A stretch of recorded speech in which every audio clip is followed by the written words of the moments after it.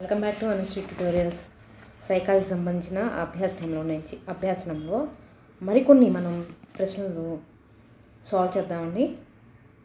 అందులో మొదటి ప్రశ్న, పరిసరాల అవసరాలను ఎదుర్కొనడానికి వీలుగా వ్యక్తిలో కలిగే ప్రతి ప్రవర్తన మార్పే అభ్యసనం అన్నవారు ఎవరు అంటున్నారు. దానికి సరైన సమాధానం వచ్చి మర్ఫీ. థార్న్డైక్ అభ్యసన సూత్రాల్లో ముఖ్యమైనది ఏంటి అంటే ఫలిత సూత్రం. పవన్ అనే విద్యార్థి 10వ తరగతిలో మంచి మార్కులతో పాస్ అయ్యాడు. తర్వాత ఇంటర్మీడియట్లో కనీస మార్కులు కూడా సాధించలేకపోయాడు. ఆ విద్యార్థిపై పనిచేయని ప్రేరణ ఏంటి అంటున్నారు. బహిర్గత ప్రేరణ.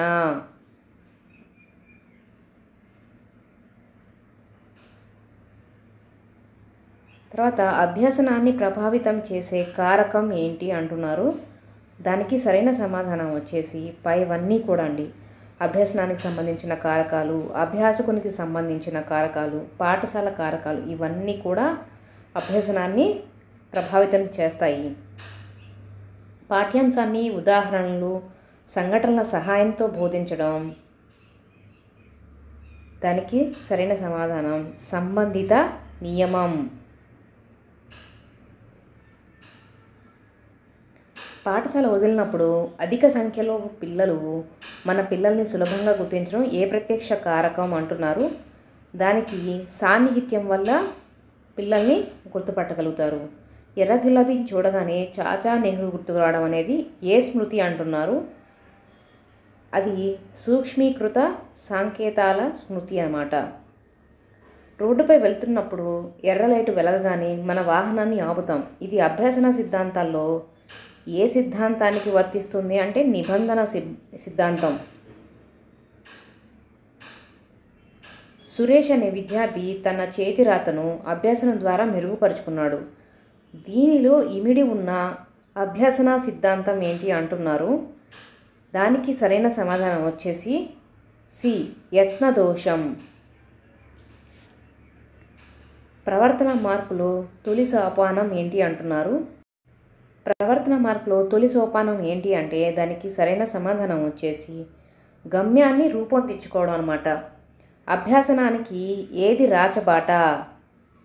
ప్రేరణే రాచబాట. పలక మీద బలపంతో రాయడానికి కావలసిన చలనా కౌశలం సుమారు ఎన్ని సంవత్సరాల వయసు అప్పుడు వస్తుంది? దానికి సరైన సమాధానం వచ్చేసి 5 సంవత్సరాలకి. చాలామంది తెలిసే ఉంటుంది. చాలామంది 5 సంవత్సరాలప్పుడే బడికి వెళ్ళడం ప్రారంభిస్తారు. ఇప్పటి పిల్లలు కాదండి, 90s బ్యాచ్ని అడగండి, తెలుస్తుంది. అభ్యసన రేఖ సాధారణంగా ఊర్ధ్వముఖమైనది. బోధనా యంత్రాన్ని తయారు చేసింది ప్రెస్సీ. భావన అనే విద్యార్థి గుడి గంటను బడిగంటగా భావించి బడికి వెళ్ళడం శాస్త్రీయ నిబంధనలోని ఏ నియమం అంటున్నారు. అది సామాన్యీకరణం అన్నమాట.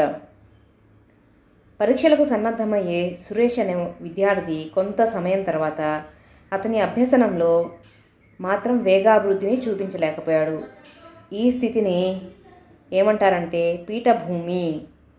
స్మృతి మొదటి సోపానం.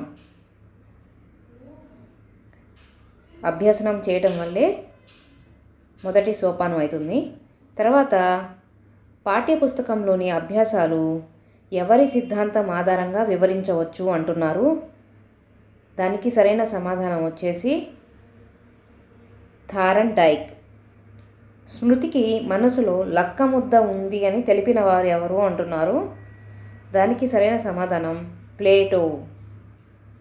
తరగతి గదిలో ఉపాధ్యాయుడు విద్యార్థులలో మళ్ళీ అభ్యసనం చేయించినట్లయితే అతడు అవలంబించిన నియమం ఏంటి అంటున్నారు. దానికి ఉపయోగ నియమం.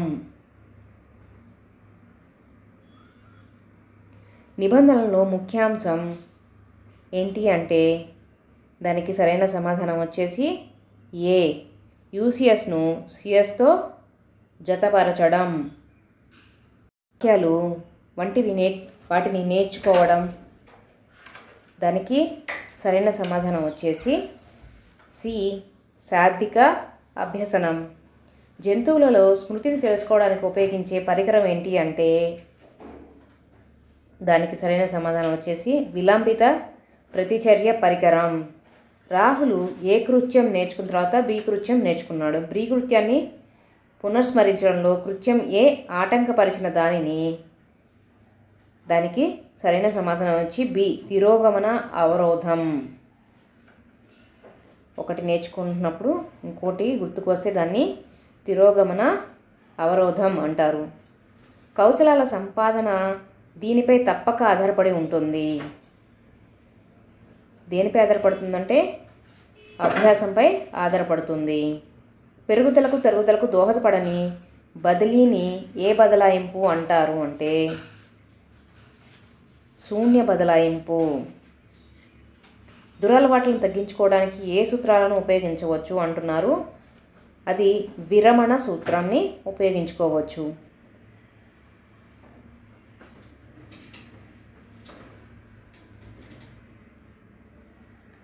సమయపాలన గుర్తించిన విద్యార్థి తాను చేసే ప్రతి పని ఖచ్చితమైన సమయానికి చేసేందుకు సిద్ధపడటం ఏ సిద్ధాంతం అంటున్నారు.